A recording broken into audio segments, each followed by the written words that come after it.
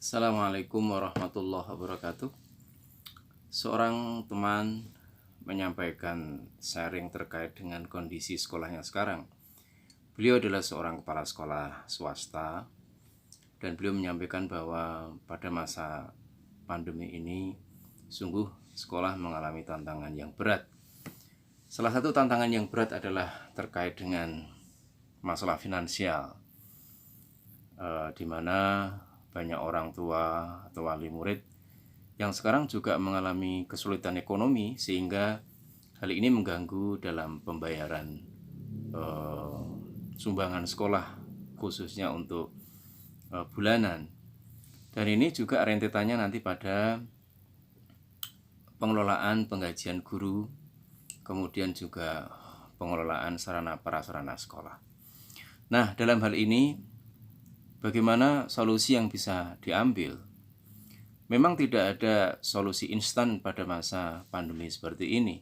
Berbeda dengan waktu saya mengelola sekolah tahun 2006, gempa misalnya. Gempa bisa dikelola dengan cepat karena ada batasan waktu kapan bisa diperkirakan kapan selesai, dan kita juga bisa meminta bantuan dari daerah luar yang tidak terkena. Tapi masa pandemi hampir semuanya kena. Nah, pada masa-masa seperti ini ada beberapa hal yang perlu dikuatkan di sekolah. Yang pertama adalah kepemimpinan.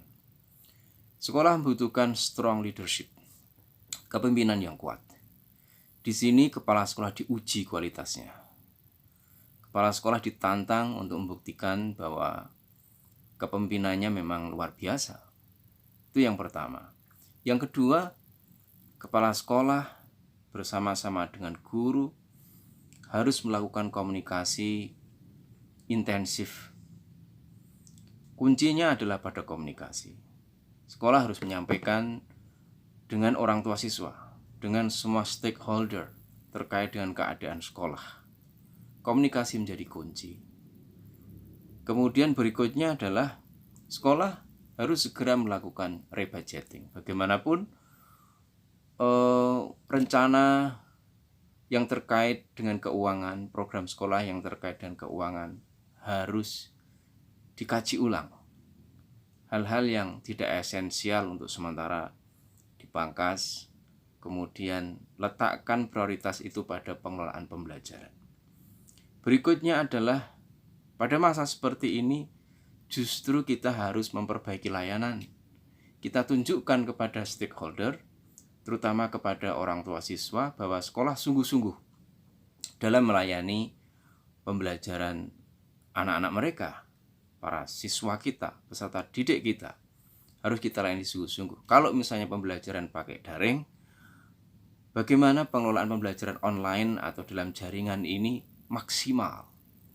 Kita tunjukkan bahwa kita punya layanan yang bagus, layanan yang istimewa untuk anak didik kita.